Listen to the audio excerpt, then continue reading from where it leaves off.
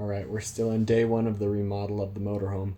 A couple of things. First, when you sand all of your veneers, you're going to have this really nasty coating left on it. And that's going to make your paint fall off. So you're going to want to take a wet rag and wipe all of that down. Microfiber works the best. It'll pull all the dust particulate right out of that surface. You see that on my hand?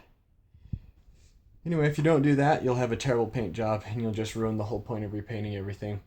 So, second is when you're masking the windows, I like to use, it's kind of a heavy mill plastic, and there's a lot of uses for it, but the reason I choose this is because it's really easy to take your standard razor blade and cut through this. You don't want to use scissors because that'll leave a jagged edge and it'll just be all wonky and hard to do a straight tape line.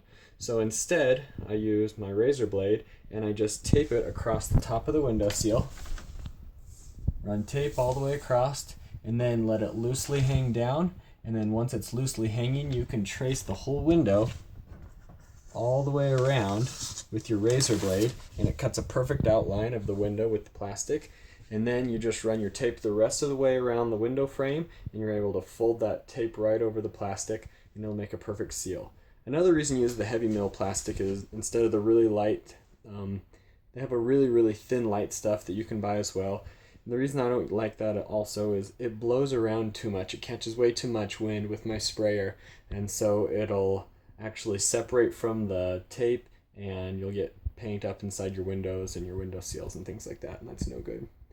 So we've got everything out of here, including taping all of the bulbs. I took all the covers off the light fixtures. I took the cover off the AC so we can spray that, and it'll have a nice clean paint line all the way around the edge. I'm also going to paint anything that is this ugly almond color.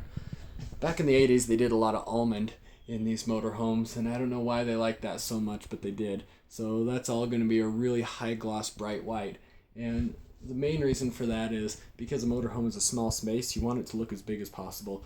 So the brighter, the whiter the paint, the bigger it looks.